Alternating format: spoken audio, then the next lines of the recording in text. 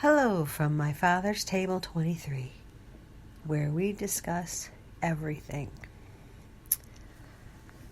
And today at my father's table, I am very sad to say that my Aunt Sue had transitioned to heaven at 5:17 today. She couldn't breathe for like 5 years without steroids and nebulizer and inhaler.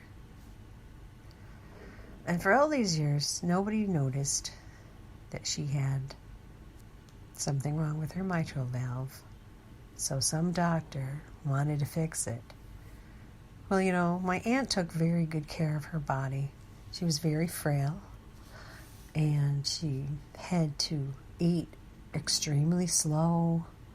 So she took the time to care for herself all these years. And it was a struggle not being able to breathe the way she was normally able to breathe because she enjoyed singing. She was part of the choir at St. Rose Church and then St. Margaret's Church until this became a problem and she was not able to sing anymore. That's like not being able to use your gift.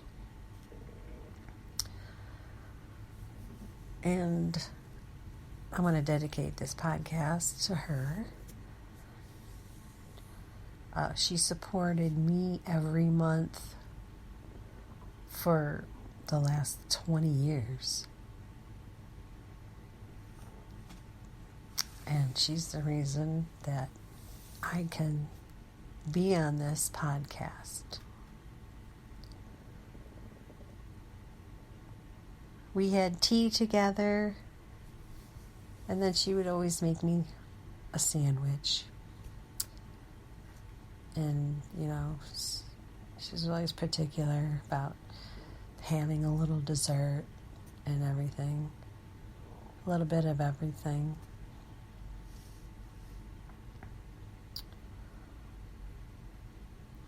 She was the first one I called when my dad passed away.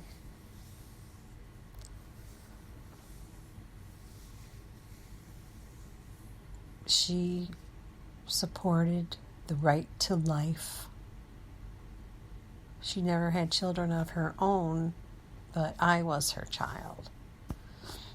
She was like a second mom to me.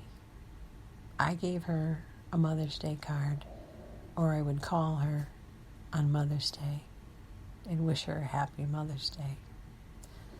She enjoyed all the cards that I would give her on her birthday or Mother's Day.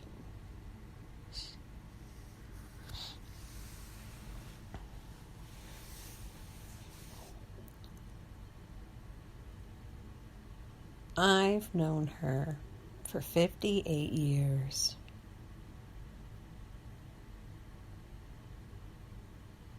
She shared a lot of things with me that troubled her.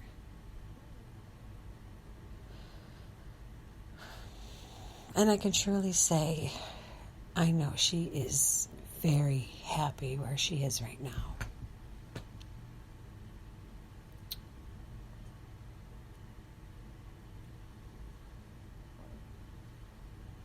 I was at work yesterday, and first of all, I had to go to work at 5:30 in the morning.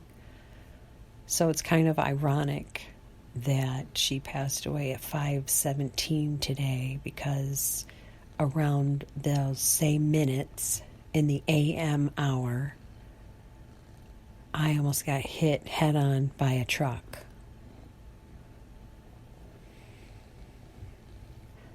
So she may have been unconscious, but I know that her prayers were very much alive.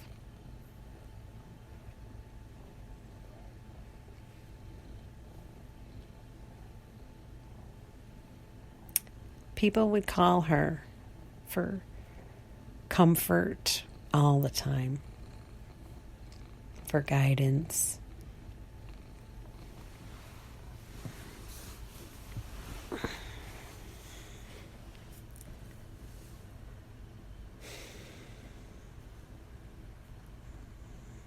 So when I was at work yesterday morning, all of a sudden I pictured the inside of her home, and I realized she wasn't going to be going back. Of course, we always pray still. You can never lose hope.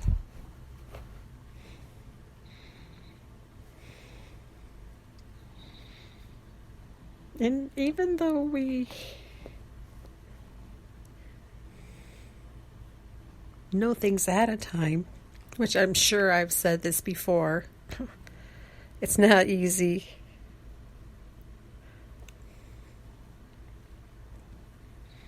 When it actually happens.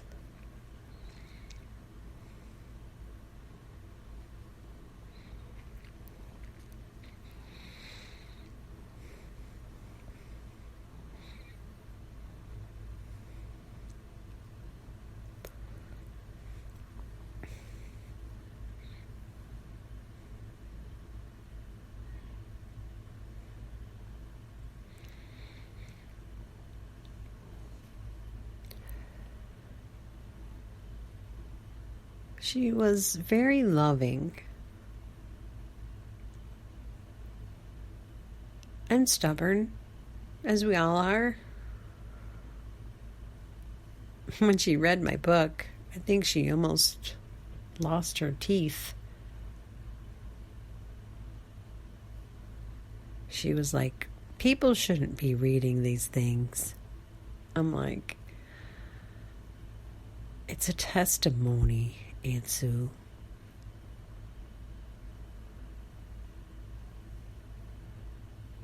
A lot of people write their real testimonies on paper,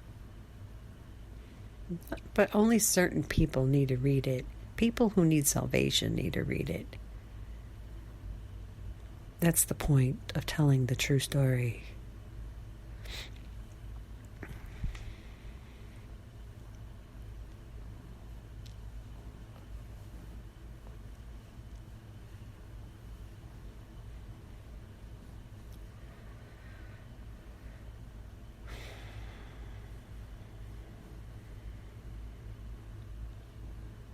It's very hard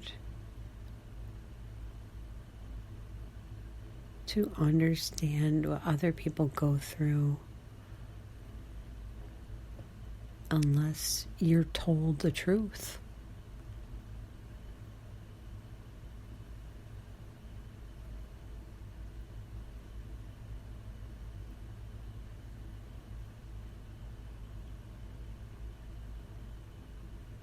She loved to play the guitar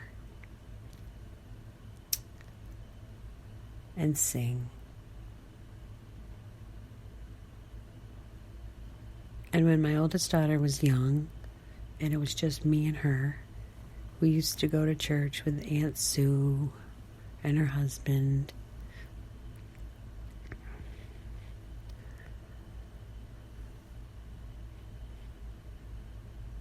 And my daughter would help pass out the musical pamphlets.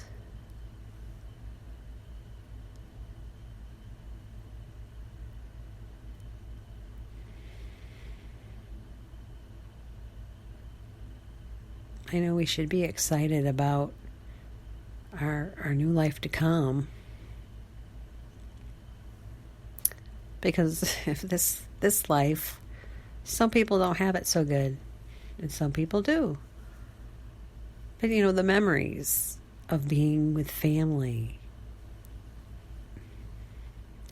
is what makes this earth so special. And that's what's going to make the next life so special.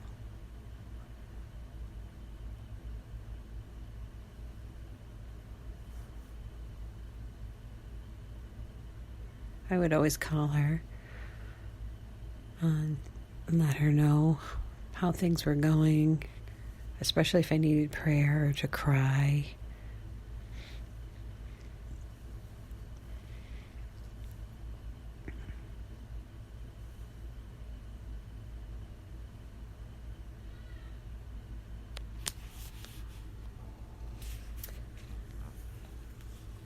And she especially loved this painting I had asked a friend to paint. I gave her a description of what I wanted it to look like, and Aunt Sue loved it so much that I gave her the painting.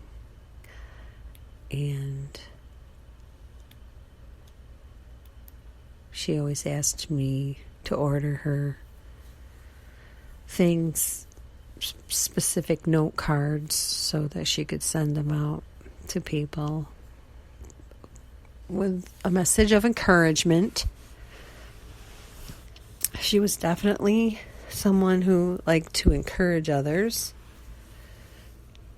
No, she wasn't perfect. Nobody is.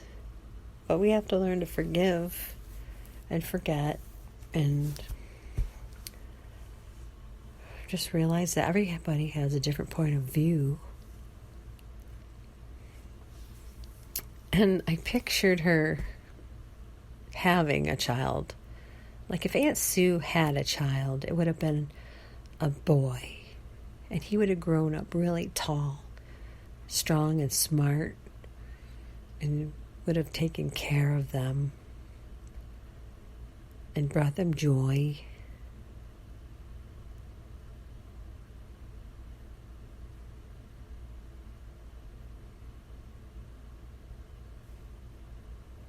And sometimes we feel like we're not even using our gifts, you know?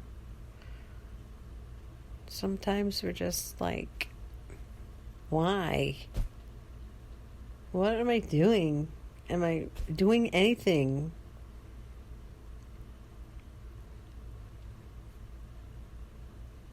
But we do have to rest. There's a time to rest. It's not good to be constantly in the spirit.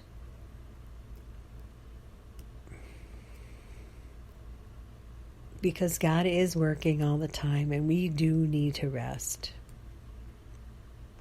He's like, don't think you can do it all. I'm doing it anyways. Do some, rest, and then I'll get someone else to take over until it's your turn again.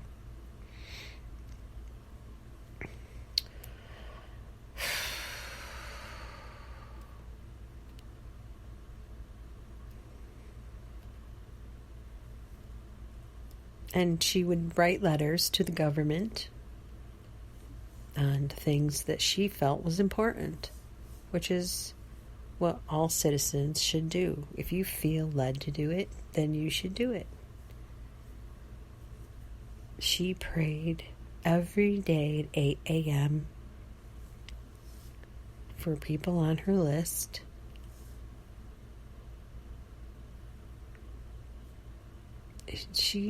She was very close to the Lord. She knew Him. She knew Him very well. And last year she actually had a glimpse into another realm.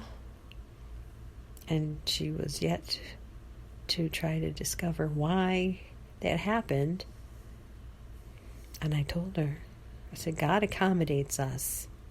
He wants us to know He accommodates us on a personal level.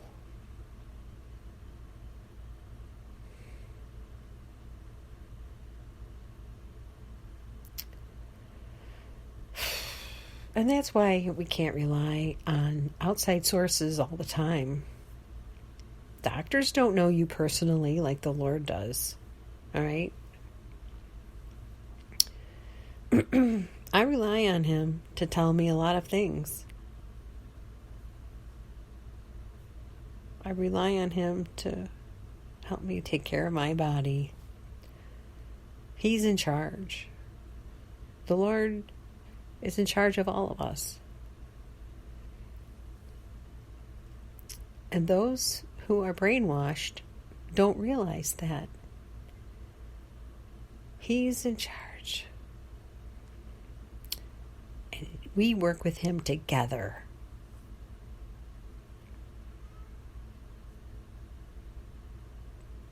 Just as the Bible says.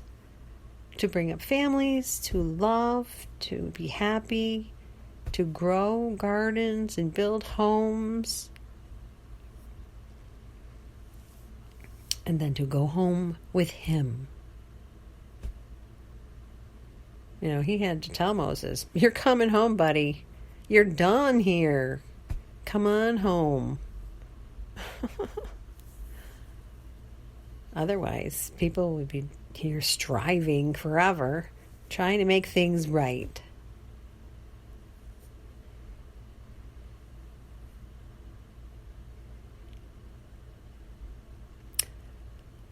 She did get to eat my eggplant parmesan last year.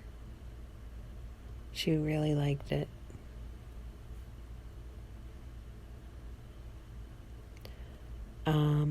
It was around her birthday.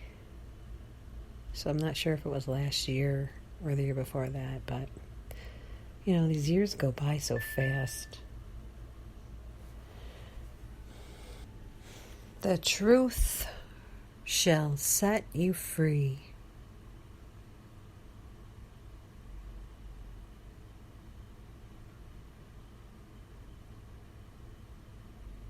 Although we have turned our backs on living a life of the flesh and not thinking about God day and night, not praising God day and night like we know to do now, we shouldn't live our life in the clouds. We can't live our life with our head in the clouds. You have to be understanding, compassionate about what people go through in this life.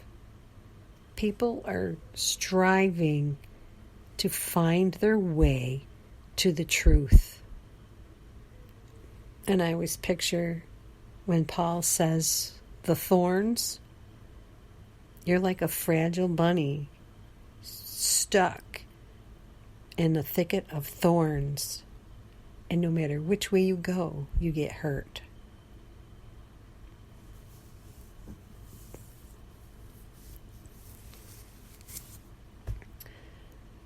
So we have to be understanding about why people behave the way they do. And for me, it's people driving. I'm trying to understand people when they're driving, you know, because somebody almost hit me head on the other day. But God is faithful and just. And he protects us. There's all the enemies out there.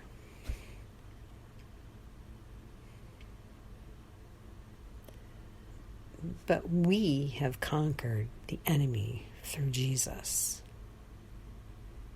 And that is our mission in this life.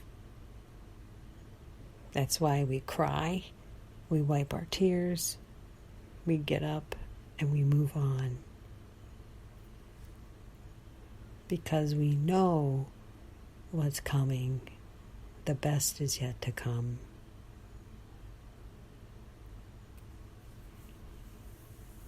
And don't turn your back on the truth. Don't compromise the truth.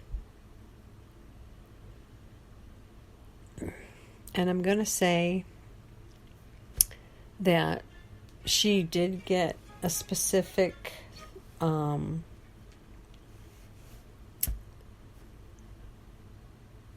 injection, and it probably didn't help, as did a lot of people. But, you know, the will is strong. as much as she wanted to breathe, she wanted to be free.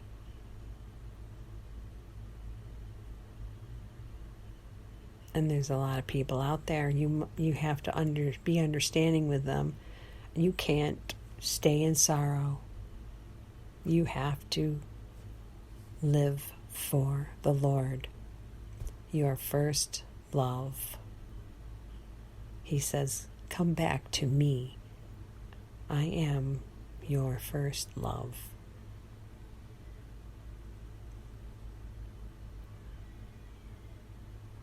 And that is the most rewarding part about being human.